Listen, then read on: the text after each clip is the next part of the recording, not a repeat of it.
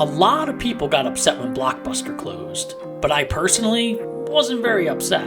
To me, Blockbuster was a glamorized, overprocessed, shined-up version of the original video rental stores I grew up going to. The kind of place that felt more like a home, and maybe even smelled like one too.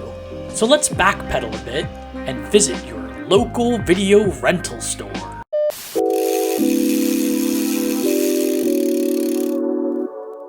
Imagine the perfect video store. It would have a great selection, right? Right! Over 10,000 videos. 3 evening rentals, so no rush, no hassle. Hold on. When I think of the perfect video rental store, I don't think of Blockbuster. I think further back to a time before the fancy chain video rental stores. A time when the only place you could rent a movie was at your local, and odds are, the only video rental store. Usually it was a place with a catchy name like Home Video Store, or Video Time, or Real Deal Video Store. The one in my town was called A to Z Video, and I can still remember the layout and smell it to this day. Most times they were located in a strip mall, somewhere between a pizza place and a liquor store. For those who missed out on local video rental stores, here's a quick recap. By about the mid-80s, almost everyone had a VCR. So, someone decided, hey, why not open a place where people can come and rent movies for a short time?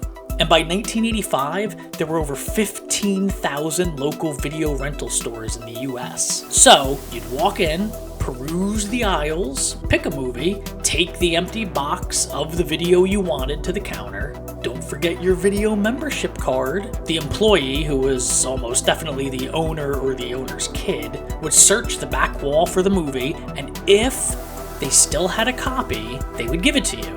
And boom! Your weekend was set! The only rules were the tape had to be returned by a certain day, usually the next day or by the end of the weekend, and it had to be rewound. Be kind, rewind.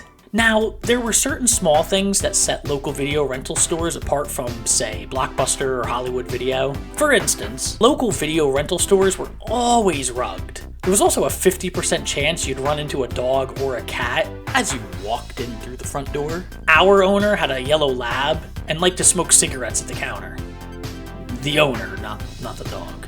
The downside of a local video store was the lack of new releases. They usually only carried 1 or 2 copies of new movies at best, so you better get to the rental store early. And if they didn't have the movie you were looking for, this would send you wandering the other aisles for movies you rarely watched. Mostly 70s and 80s B movies like Super Fuzz or Beastmaster. And honestly, if it wasn't for those old local video rental places, I would have missed out on a lot of terrible, but great movies. Because once the fancy chain video stores like Blockbuster and the like came around, those kind of movies disappeared from the shelves, replaced with more and more rows of newer movies. And if you were into horror, local video rental stores were horror central. I wasn't even into horror, but I remember the horror section clear as day.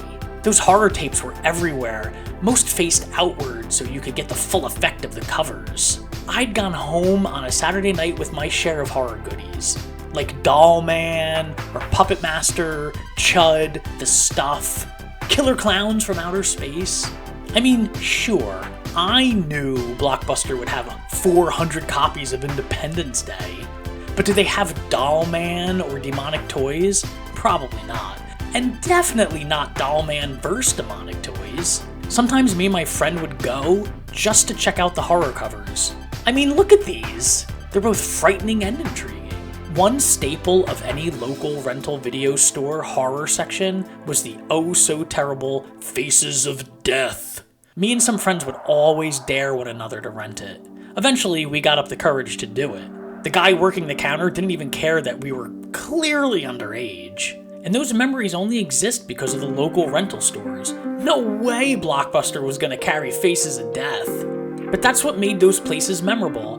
The crapshoot of getting there in time to get a new release, the excitement of going home with some weird B horror and finding out it was actually a good time, getting greeted by an old dog or cat at the door, the creepy distant adult film section hidden behind saloon doors or a curtain.